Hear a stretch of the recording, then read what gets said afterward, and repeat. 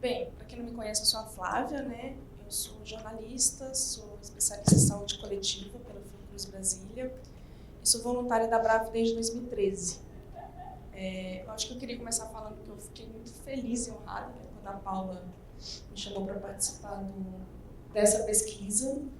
No início, eu acho que eu não tinha nem ideia da dimensão que seria essa pesquisa, mas como eu não consigo falar não para ela, eu aceito tudo. E foi um desafio enorme, né? Assim, foram meses muito intensos aí que a gente viveu para chegar até aqui. E é um trabalho de equipe, né? Uma pesquisa coletiva, uma pesquisa que leva muita gente, né? Assim, que teve muita gente envolvida desde o início do processo. Então foram 29 pessoas na equipe. Acho que uma pesquisa desse tamanho, ela é como um quebra-cabeça, né? Cada pessoa é muito importante, né? Cada peça é fundamental para a gente chegar a esse resultado. A gente teve assessoria metodológica da doutora Emília Arig, que é doutora em psicologia da saúde, a revisão científica da doutora Flávia Navarro e do doutor Ricardo de Amorim. E aí teve trabalho de campo, equipe de apoio, análise estatística, transcrição de áudios. Foram 14 pessoas envolvidas nessa fase de transcrição de áudios. Então é muita gente, né? Assim, acho que a gente tem só que agradecer a todo mundo. Exatamente. E eu estava coordenando as 29.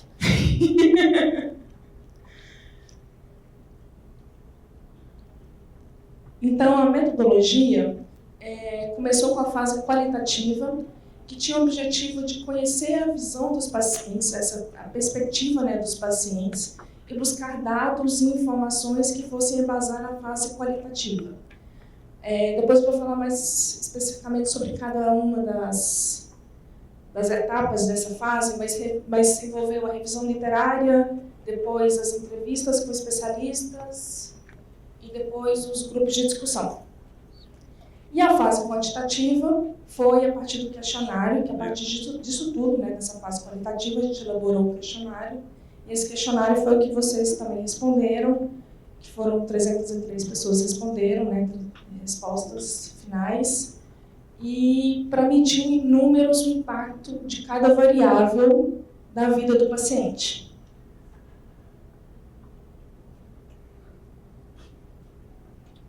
E aí, teve tudo isso aí para a gente chegar até aqui. Então,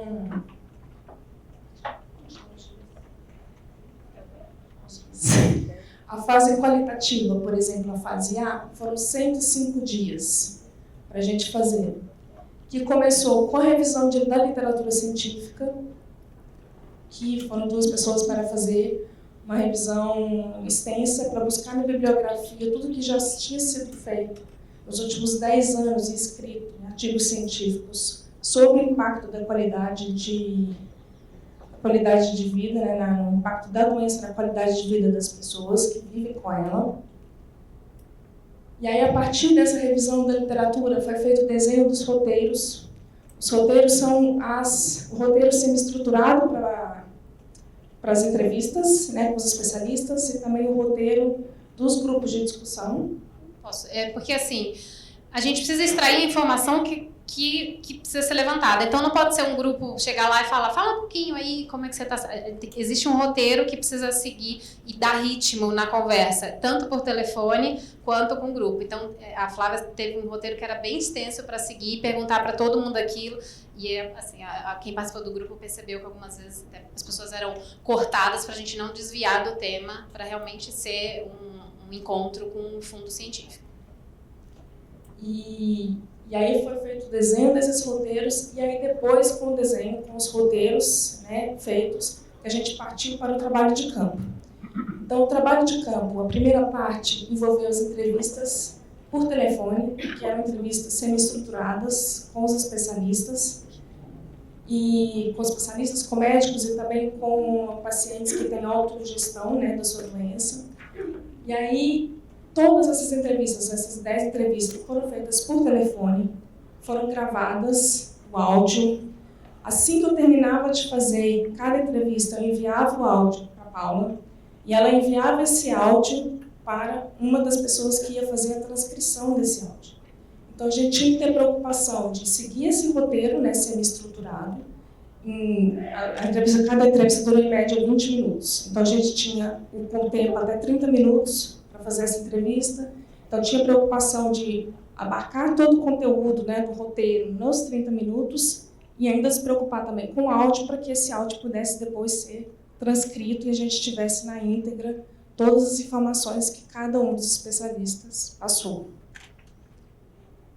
E aí, a partir das entrevistas, depois foram feitas uma entrevista em grupo presencial em Brasília, em que participaram 3 pessoas, e depois 3 grupos focais presenciais, que foram em São Paulo, Recife e Rio de Janeiro. O primeiro grupo foi feito em São Paulo. A doutora Emília, ela veio a São Paulo, né, aqui da Argentina, e ela conduziu. O segundo grupo foi feito em Recife, e aí eu conduzi. E o terceiro grupo no Rio de Janeiro. Então, foram 32 pessoas, se eu não me engano, no total, nos 3 grupos de discussão. Foi em média 2 horas, cada grupo de discussão. Então, toda a fala, todo o grupo toda a sessão foi gravada também em áudio.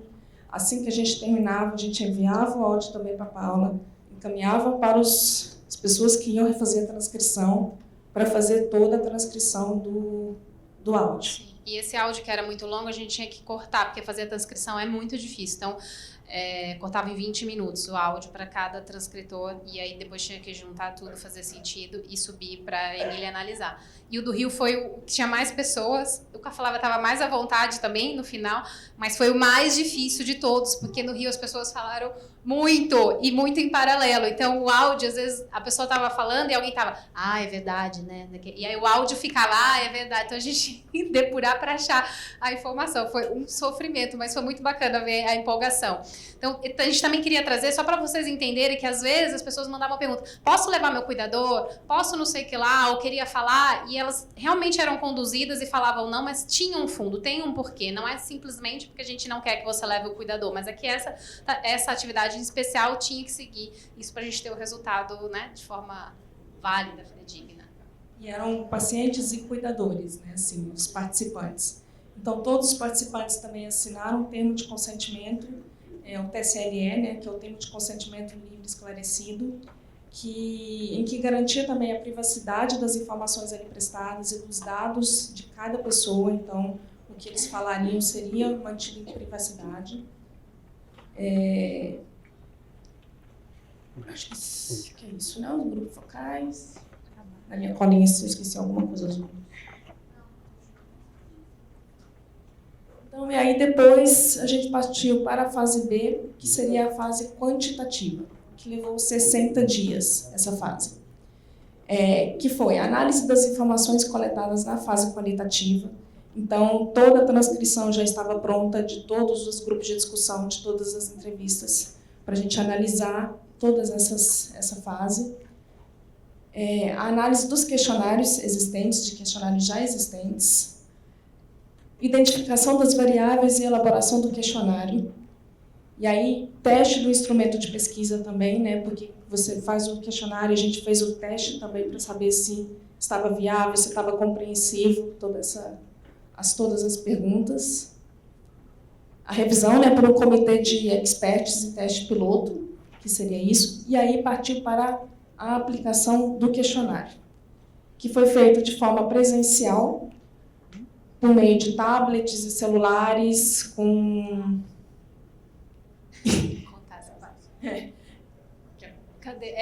O que aconteceu? A gente queria fazer presencial, né, nos hospitais, então o plano estava perfeito. A gente vai fazer nos hospitais e online as pessoas vão preencher.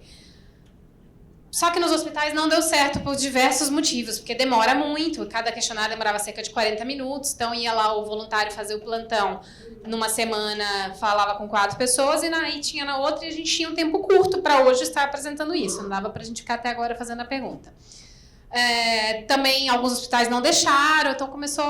Na última semana a gente não estava com o número, eu falei, gente, a gente vai fazer um telemarketing, a gente vai ligar para todas as pessoas e vai fazer por telefone. E quando eu falo a gente, eu me incluo porque a nossa equipe é muito pequena, a gente vai fazer. A gente ficou uma semana, das 8 às 19. Eu não sei se alguém já passou por isso, assim, hoje eu respeito muito o telemarketing, de verdade, porque...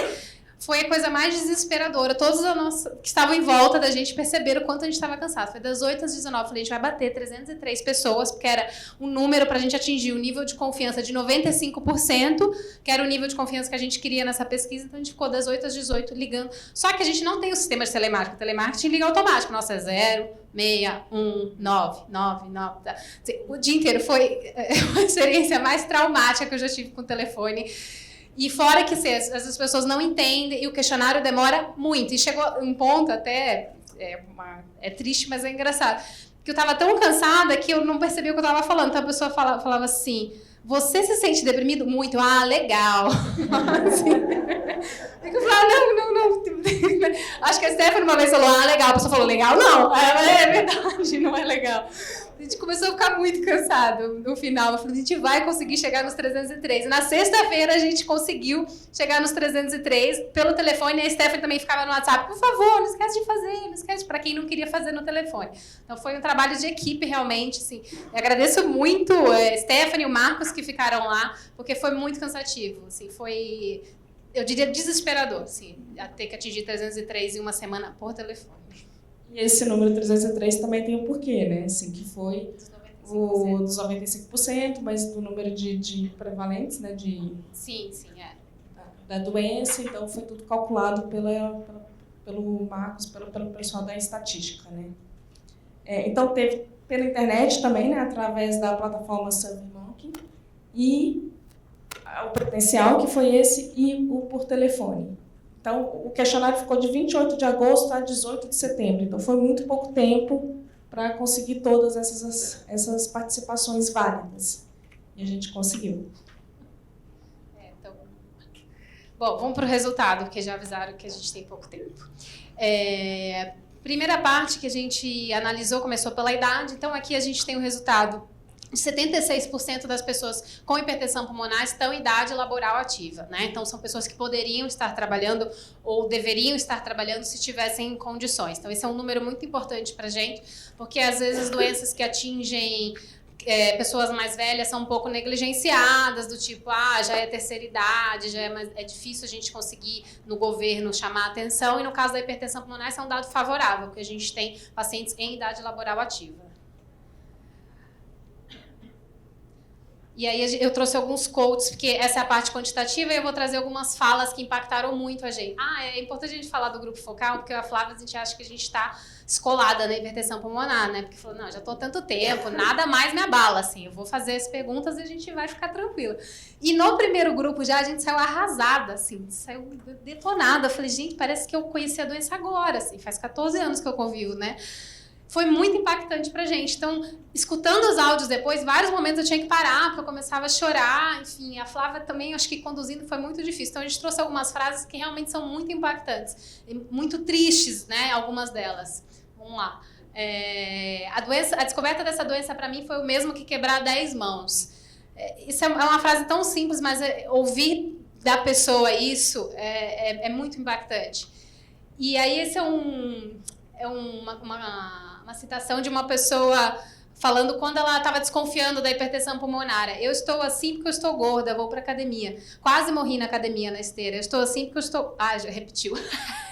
Quase morri na academia. Então, esses são relatos de pessoas que negligenciam a falta de ar, né? E aí a gente também faz um trabalho de autocrítica. Então, o que a gente tem que fazer para as pessoas pararem de negligenciar a falta de ar, né? O que enquanto organização da sociedade civil, tem que expor para as pessoas começarem a achar mais relevante o fato de ter uma falta de ar.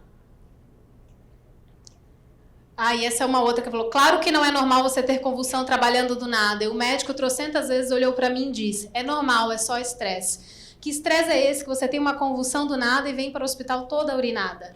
Não é normal. E é bonito ver como as pessoas se abriram no grupo, sabe? Elas falaram coisas muito, muito íntimas, assim. Foi bonito ver como a gente conseguiu colocá-las ali naquele momento e se sentir seguras. De gênero, a gente já sabia, mas é bom a gente ter números. Então, 86% são mulheres, né, que têm hipertensão pulmonar. O que pra gente implica dizer o receio de não poder engravidar, de ser abandonada, e a gente tem várias frases aí, se você quiser falar, Flávia, que são bem... Por vergonha, deixei até de cumprir com as minhas obrigações como esposa, porque fica, ai meu Deus, eu vou morrer, ai meu Deus, eu não posso fazer isso, não posso fazer aquilo, né? Uma outra, quando eu tive o diagnóstico da doença e comecei o tratamento, aí eu engordei muito, e aí você começa a se sentir monstruosa, feia, gorda, assim, já não é mais aquela pessoa, enfim. Uma outra pessoa, e meu esposo também foi se esfriando. A nossa vida conjugal está congelada, não está nem fria. Eu não tomo Viagra, não, entendeu, doutora? E eu acho que o que ficou muito claro para a gente nos grupos de discussão é justamente essa necessidade de as pessoas, e a vontade também, o desejo das pessoas compartilharem as suas experiências de adoecimento, né? Que é tão singular e ao mesmo tempo coletiva, né? Exato. A gente já imaginava, mas quando você ouve da pessoa é mais impactante. E o fato da gente ter uma frase fidedigna de um paciente é mais impactante ainda em todas as campanhas, tudo que a gente vier fazer. Percentual de ocupação. Aqui a gente tem um dado que 56% das pessoas estão aposentadas e poderiam estar em atuação. Por quê? Porque a gente sabe que elas são pessoas em idade laboral ativa, né? Então, mais da metade dos pacientes se aposenta por conta da doença, sendo que ele poderia estar gerando uma renda para o sistema, né? Então, é uma doença que a gente precisa cuidar desse paciente realmente, para quem sabe ele ter condições de voltar a trabalhar, enfim. Então, a gente tem que ter esse olhar. E aí a gente tem também algumas pessoas que gostariam de trabalhar e elas falaram isso, assim, da frustração de não poder mais trabalhar, de se sentir um peso dentro de casa. Então tem uma aqui que ela fala, vai contratar uma mulher que já fez cirurgia do coração, tem hipertensão pulmonar, e a empresa vai contratar? Não contrata não. Então eles falavam muito que não passam nem no exame admissional, né? Então acabam nem procurando emprego mais. Não é só a questão de não poder trabalhar, de não ser aceito. E aqui uma outra, enfim, da história eu lembro do áudio que ela estudou, enfim, ela queria trabalhar. Então ela fala, para mim é muito difícil aceitar que eu tenho que aposentar.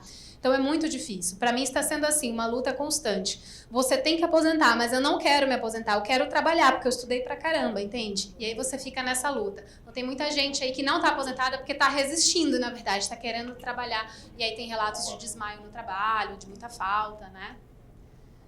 E que o percentual... e aqui a gente tem o percentual de pessoas que sofreram algum tipo de constrangimento na perícia do INSS. Isso é muito normal também. Isso foi um apontamento para a gente muito relevante. Muito chocante. A primeira eu não estou chorando para o senhor ficar com pena de mim. Eu estou chorando porque eu só queria ter a minha vida de volta. É só o que eu queria. Porque as pessoas chegam um momento de ir na perícia, voltar e ser negado, que elas...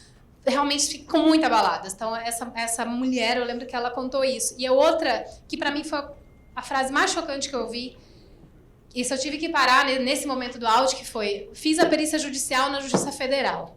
O perito fez a maior chacota da minha cara, perguntou se eu chocava ainda no dia, né? Insinuou que ela é uma galinha.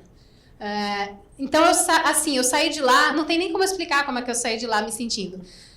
Assim, o pior dos piores seres humanos. Pegou, fez eu tirar meu sapato, jogou no chão, assim, lá longe. Agora abaixa lá, pega. Desse jeito comigo. Perguntou se eu ainda chocava. Perguntou assim, qual grau de instrução eu tinha. Eu falei, eu tenho ensino médio completo. Ah, você é muito preguiçosa. Eu tinha que ter gravado, porque foi a maior das humilhações que eu já passei na minha vida.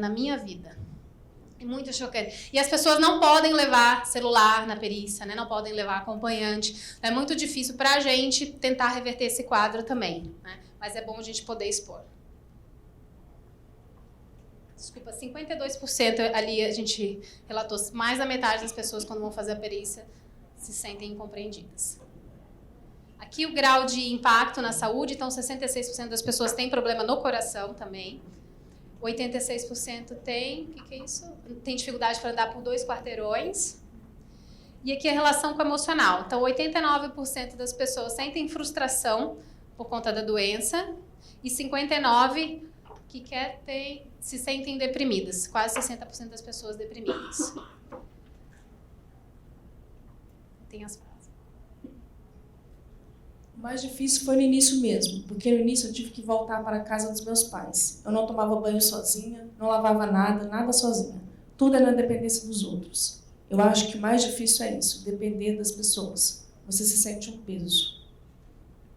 E essa era eu lembro dessa, você vê que eu escutei mesmo várias vezes, eu lembro da história, ela tinha se casado e aí foi diagnosticada e teve que voltar para a casa dos pais. Opa. Aqui, tenho vergonha de sair com oxigênio. Eu achei ótimo, que 80% falaram não. E isso é muito bom. E a gente vê mais pessoas com oxigênio aqui no evento. É uma mudança muito interessante.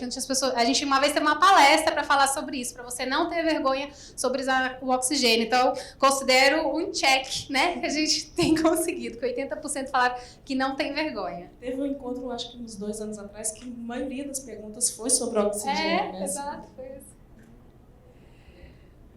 Poder opinar sobre as decisões do meu tratamento. 82% gostariam de opinar sobre a decisão do tratamento. Então, compartilhar com o médico essa decisão. Ter o número de telefone da equipe médica. 92% gostariam de ter o telefone da equipe no caso de uma emergência.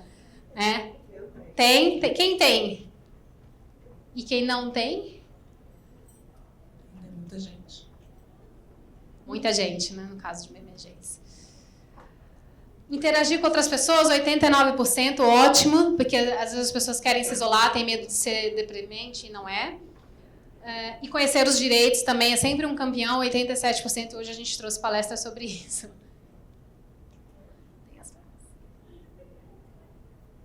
As pequenas dificuldades ajudariam. Porque às vezes a gente tem momentos de falar, vamos parar de tomar remédio. Às vezes eu não quero dar remédio para ela, porque eu sei que é ruim. Então, eu conhecendo outras pessoas, por exemplo, vindo aqui, tendo essa oportunidade, para mim é uma luz. É uma luz. Que ela está falando justamente dessa oportunidade de conhecer outras pessoas que vivem a mesma experiência. Né? Eu entrei em grupos, conheci novas pessoas. A gente não está sozinho. E tem pessoas que têm o mesmo sintoma da gente. A gente perde muita coisa. Perde, mas eu ganhei bastante. Eu ganhei pessoas que são como eu. Não como as pessoas da nossa vida, porque tem a acrescentar, nos ajudar. Acho que é bom porque tem os dados quantitativos, né, e a parte qualitativa também contribui tanto, né, para exemplificar. Finalizando, ações imediatas. Então, esse estudo vai ser entregue ao Ministério da Saúde. Um estudo, não um resumo, um estudo completo. Na próxima semana eu estarei em Brasília, também entregando a vários parlamentares, junto com o resumo, né? Sempre bom a gente entregar o resumo, que a gente não sabe se a pessoa quer ler inteiro, então a gente entrega o resumo e o estudo. Divulgação na imprensa, a gente também já está fazendo, possivelmente na semana que vem já vai começar a sair nos jornais. Depois a gente vai começar a fatiar esse estudo do tipo, eu vou trabalhar só com a questão da incompreensão no INSS. Então a gente vai trabalhar na imprensa só um dado, né? Primeiro está divulgando tudo para depois começar a trabalhar com outros dados. E disponibilização online. Quem quiser ler o estudo completo, ele vai estar online. É muito interessante. Apesar dele ser longo, eu recomendo, porque ele é muito bonito. Assim, acho que vocês vão se reconhecer muito nele, com certeza. E temos de conclusão, centros de referência. Então, muitas pessoas pediram mais centros de referência mais perto da casa, né? Centros de referência com atenção psicossocial. Muita gente falando que precisava de um psicólogo, de uma atenção psicossocial para a pessoa e para o cuidador. Formação profissional. Então, muita gente queria trabalhar alguma forma adaptada de trabalho, artesanato, oficinas, enfim, das pessoas querendo ter alguma atividade remunerada e não conseguem. Questão da aposentadoria também, tentar trabalhar. Realmente, para mim, é muito difícil pensar como a gente vai conseguir trabalhar junto ao INSS essa incompreensão do perito, mas a gente precisa expor esse problema. Estratégia Nacional para Hipertensão Pulmonar e a Associação de Pacientes aí também como um braço bem importante que a gente vem suprir onde está falhando e tentar preencher essas lacunas e junto com vocês, porque a gente é uma associação mesmo, então sem vocês a gente não conseguiria chegar a esses dados, nem consegue ter essa mobilização que é tão importante. Então, quebrou, mas a gente vai fazer ações locais, informação para o paciente. Hoje é um resultado do estudo, trazer direitos do paciente de novo. Sociedade científica, a gente percebeu que precisa de uma escuta ativa, o que é? Escutar o paciente, o que ele quer. Ele quer participar da decisão do tratamento, né? Como que ele quer cuidar dele próprio. Interação com o paciente em outros ambientes, como aqui. Aqui é um ambiente muito mais leve para vocês fazerem perguntas, se sentem muito mais à vontade. Tomada de decisão conjunta, que é compartilhar essa decisão do como vai ser tratado o paciente. E o governo, essa abordagem integral, que é tão difícil da gente conseguir, né? A gente não consegue nem a fatiada, que é o medicamento, e essa integral, que seria ideal, que é com fisioterapia, cuidador, psicólogo para cuidador e para o paciente. Bom, muito obrigada para todo mundo que respondeu, para todo mundo que foi no grupo. Acho que a gente não vai fazer um estudo desse tão breve, né? Mas da próxima vez que a gente fizer, gostaria muito que vocês voltassem a participar. Realmente, assim, foi muito difícil para a gente conseguir os grupos focais. A gente ficava ligando, confirmando que a gente precisava daquele número de pessoas e o tempo correndo para a gente apresentar hoje aqui. Então, todas as pessoas me emocionaram demais. Para mim, foi um grande choque. Eu realmente reviver tudo, parecia que eu estava dentro da casa das pessoas e foi muito lindo ver como vocês se abriram. Agradeço muito a confiança, acho que a gente está construindo histórias juntos. Vocês são muito importantes, são, enfim, o coração da BRAF. Obrigada, gente.